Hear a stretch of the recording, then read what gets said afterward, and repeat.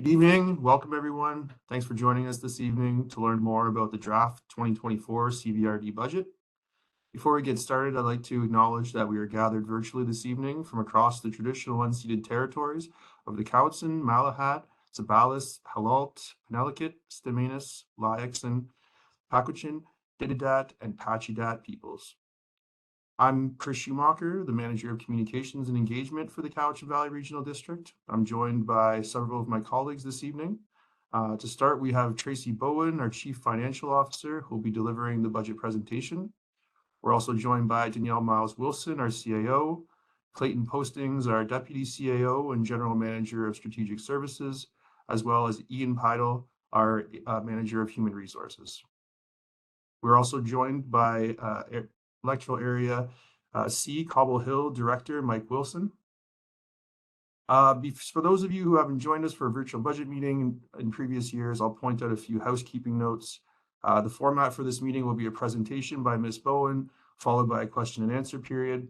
At any time, attendees can pose questions through the Q&A field that you'll see on the right-hand side of your screen.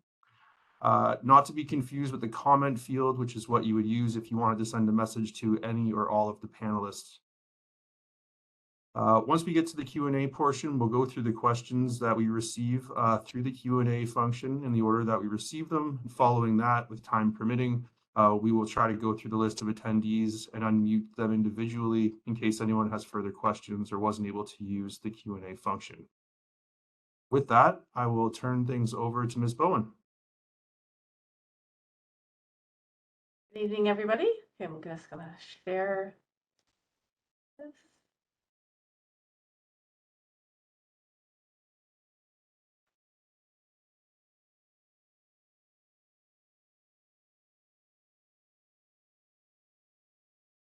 People around. Okay, do you see my screen?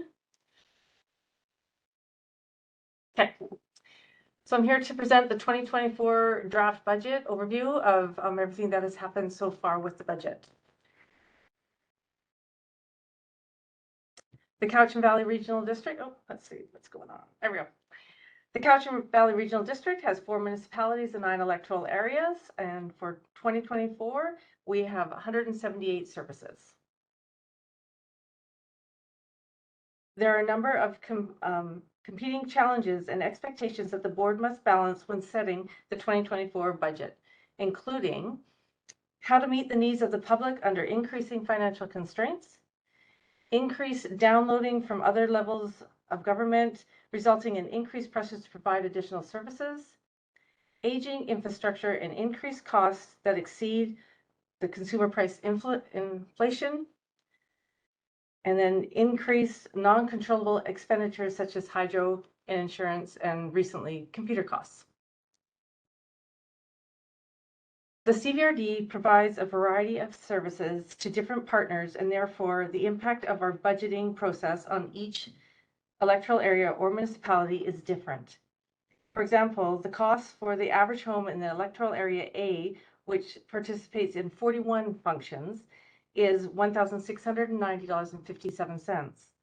And Area A also has 5 specified areas services encompassing a variety of services such as street lighting, drainage, and fire protection. To complement matters, some services are provided directly by the CVRD, others in partnership with other organizations, and some take the form of grants to organizations that provide the services in the area. The CVRD does not provide education, sidewalk, curbs, gutters, and roads, policing, healthcare, and highways. These are all done at different levels of government. For most of our services, taxation is allocated based on an assessed value.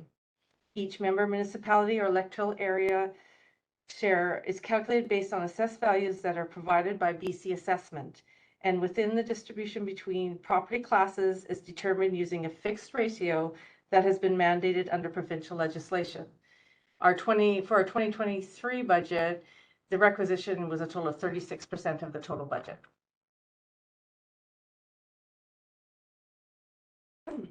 The funding for each service is determined in the establishment bylaw, and so many services there are a wide variety of funding mixes used. We can, however, broadly characterize the main types of service funding as regional, electoral area, sub-regional services, and specified area services. So regional services, as listed here, are funded based on assessment for all 13 jurisdictions within the regional district, and are typically services that benefit the entire region, such as solid waste or general government. Electoral area services are specific to the rural areas only and are therefore shared by all participating electoral areas as on an assessment basis with no municipal funding participation. For example, the community planning where the CVRD performs the function for the electoral areas but not the municipalities. The X on the chart indicates that the entire area participates, where the O is a portion of the area participates. Sub-regional services. So many of our services are sub-regional in nature in that they provide a service for certain areas within the CVRD, and funding is shared by those participating partners, normally on an assessment basis. An example of this is transit. Specified areas are set up to fund services that are provided to a number of properties that do not represent the entire electoral area and are different in those functions are established in response to a petition by property owners to provide service. A service area is established to encompass the properties that receive the service, and this is such as fire services. While taxation is a major component of the CVRD's revenue base, the CVRD has other revenue streams. Non-taxation revenue streams that are considered as part of the budget process include user fees and charges such as curbside pickup and utilities, permits and licensing fees, building permits and subdivision fees. Reserve funds. The CVRD accumulates operating reserves to protect against variances and unexpected expenditures from year to year, and capital expenditures for its long-term asset management needs. Grants, where possible, projects are funded through the use of grants. And proceeds of borrowing, and borrowing can be used for capital purposes. The CVRD has in recent years taken advantage of low interest rates to borrow in order to fund capital purchases, but also borrowing long-term for larger long-term capital projects. As mentioned, services funded by other revenue sources include the Community Health Network, municipal MFA debt, curbside garbage and recycling services, sewer, water, and some streetlight services. The current budget approach is incremental, meaning that the current activities and staffing levels are considered as core and used as a baseline for the upcoming budget. This approach uses core expenditures as a basis for the preparation for the draft budget, with requests to changes to existing service levels being treated as a supplemental request to the commissions and committees for their consideration. Core expenditures are defined as those that are required to maintain the current level of staffing, service, and capital, including reallocation of resources within operational budgets that do not require an increase to requisition. Supplemental requests for the purpose of budgeting are defined as items that are additions to current staffing and/or service levels, and any capital that require an increase to requisition or user fees. This includes purchases or constructions of new capital, the addition of part or full-time staffing positions, and changes to programs or services requiring increases to user fees or requisition. For the 2024 budgets, staff did receive a mandate from the board. The mandate was for a 3.5%. This did not include regional recreation, the library, or transit services. Out of the 178 functions, 92 of the functions were able to meet this mandate. So, the board has had budget meetings in 2023 and 2024 and has considered all supplemental requests. With the decisions made to date, the budget includes a requisition increase of 16.08. But as you can see, of that, 8.88% of it is for existing services. Then we have the 6.17 for the regional recreation, 0.77 for the library, and 0.26 for the transit. And out of all these changes, the change in the cost per 100,000 from 2023 to 2024 will range from anywhere from $8.78 to $35.61, depending on where you are. The board will then hold a meeting on February 8th and 9th to review all the decisions that have been made and propose any further changes to the budget before the financial plan is brought forward at the end of February. The increase to requisition is described as a total number. However, as mentioned previously, the effects of individual properties varies based on a number of factors, including property assessment and property location. Only the participants in a service area contribute the cost of providing those services. This slide shows the impact of each municipality electoral area of the proposed 2024 draft budget, which includes core and supplementals. In electoral areas A, B, and C, the largest changes are for general government, the Vancouver Island Regional Library, community parks, electoral area services, and regional recreation, which is offset by a decrease in the Kerry Park Rec and Shawnigan Lake Recreation Centers. In Area A, the average home would see an increase of $186.90. This chart will be available on the CVRD website and shows how the tax requisition is broken down by function.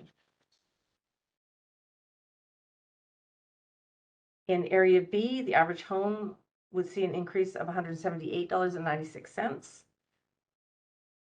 In Area C, the average home would see an increase of $157.28. So for more information can be found on the CVRD website, and this is the link here. On the website, we have a number of detailed schedules are available, providing total budget information as well as detailed financial information on each of the services. The majority of the schedules look at changes in property taxation. Parcel tax information is provided in separate schedules. Schedule A presents a change in tax requisition. It only shows services that have a change and details the amount of the change for the service. Down at the bottom, the very tiny number, is the difference between the general tax requisition of 2023 and that of 2024. That does not include any of the change for local services, which would affect only defined areas. Schedule B shows the change in tax requisition by jurisdiction. The change due to other jurisdictions column reflects the increase in the library requisition. Also down at the bottom is the increase in local service area taxation, such as the fire service areas. That's this area down here. Schedule C shows the change in requisition going back to 2017, sorry. Schedule D has a page for each jurisdiction. It lists all the services that area participates in and shows the change for that service. Down at the bottom, it includes the local service area taxes applicable to that jurisdiction and the change in those as well. Schedule E also has a page for each jurisdiction and shows the impact of the average home in that area. Schedule F is a summary of the short and long-term debt. The schedule on our website is not yet updated for the 2023 debt, as we haven't completed borrowing for the year. The schedule will be updated once the year end has been completed. Similar to Schedule F, Schedule G has not yet been updated for 2023. Finance does not usually transfer funds to capital reserves until the end of the year. This schedule will be updated when year-end funding transactions have been completed. Schedule G has a portion for capital reserves and a portion for operating reserves. Again, the schedule will be updated once the year-end has been completed. So this one is operating reserves. Schedule 8 shows assessment by jurisdiction for 3 years. The 2024 completed roll is used for the 2024 budget calculations. Schedule I shows how the requisition for an area is split between the property classes, and there is one for each area on the website. Schedule J shows the cost of a $100,000 home and shows the portion of the total assessment represented by each area.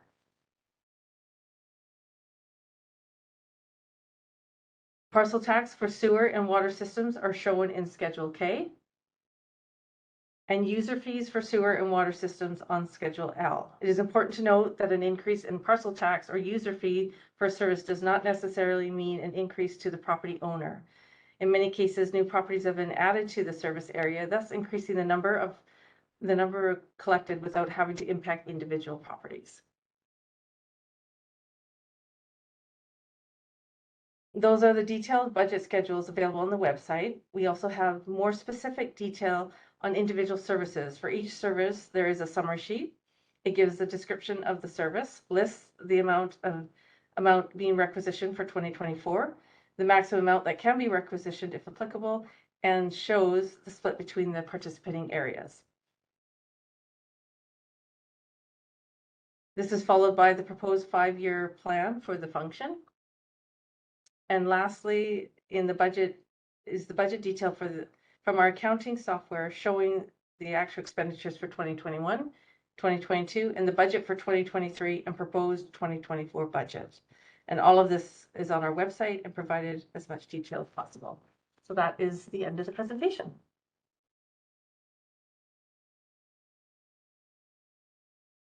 Thanks so much, Tracy. So now we move into question and answer period of our meeting. And I do not see any questions having come through in our handy little Q&A function. Potentially give it a minute, see if any questions do come in. I will acknowledge that we also have Director of Electoral Area F, Ian Morrison, joining us as well.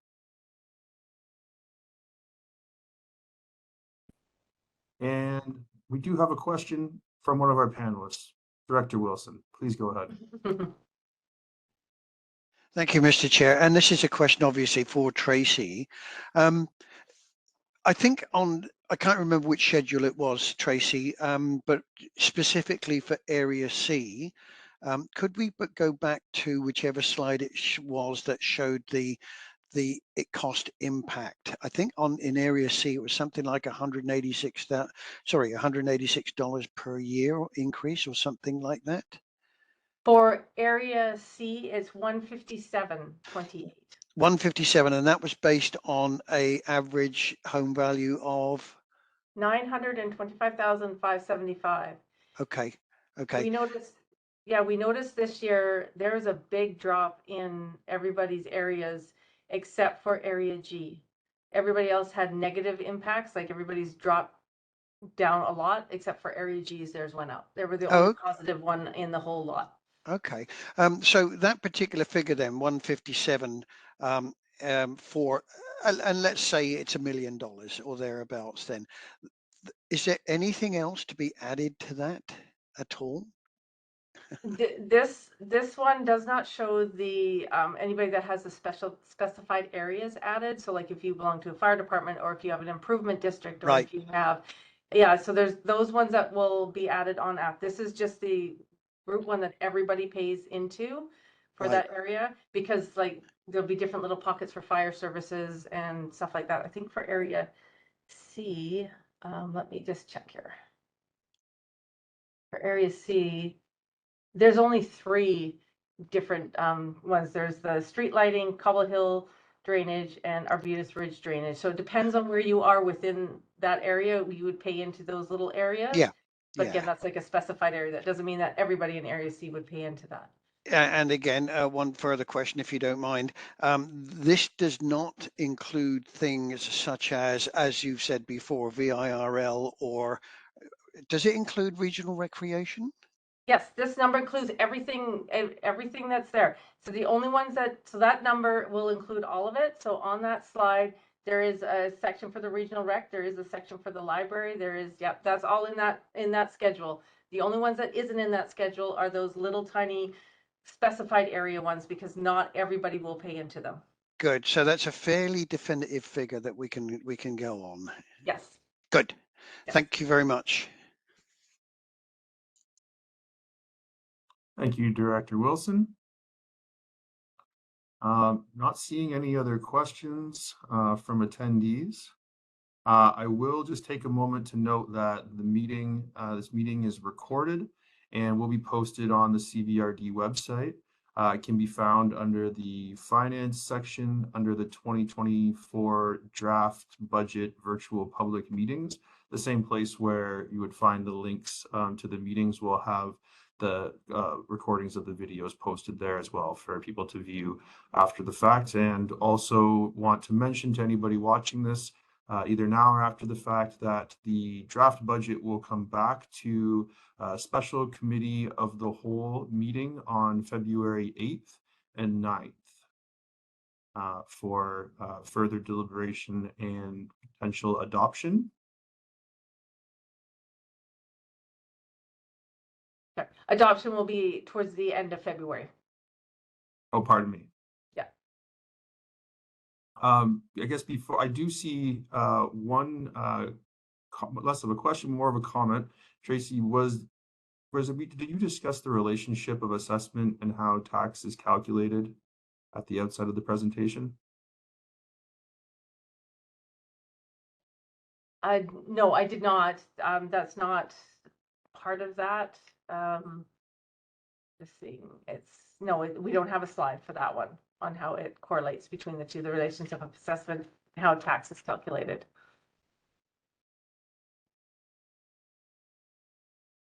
Okay, fair enough. Okay, well, not seeing any further questions, we will. Sorry, I'd just jump in. I was taking myself off mute there. I can just respond to the director that BC Assessment has some really good materials explaining the relationship. I think they put out some new materials even this year, which we can distribute out if that's of interest. Thank you, Ms. Miles Wilson. What we may actually do, given that that is something that people are very interested in and may not fully understand for living in our electoral areas, is post a couple of links on the same place where we have the meeting links as well as the recordings for people to be able to get directly linked to where they can find out more information about that. Yeah, good thinking, Chris. I was about to suggest that as well. I am going to very quickly unmute Director Morrison, who I believe wants to ask a follow-up question. Director Morrison, are you there? Yeah, I'm here. Quick question. So if I think like, I don't know how final or adaptive you are in the presentation. I just know that this is the question I posed earlier about the relationship. I'm not suggesting that we have to explain that relationship, but if there is a slide piece that we could. Oh, Ian's just put something up there, but I just don't know if it's too late for any additions to the material. It's important. It's asked by just about everyone.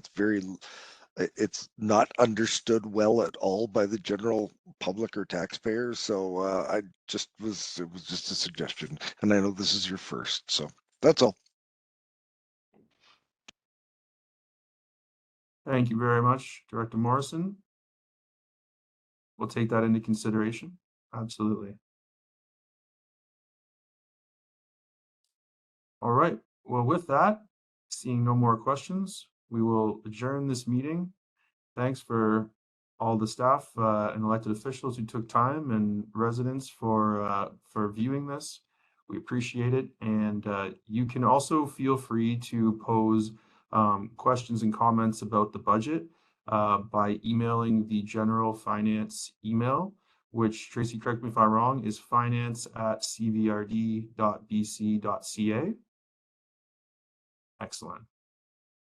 Thanks very much, everyone. Have a wonderful evening or day, depending on when you're seeing this. Goodbye.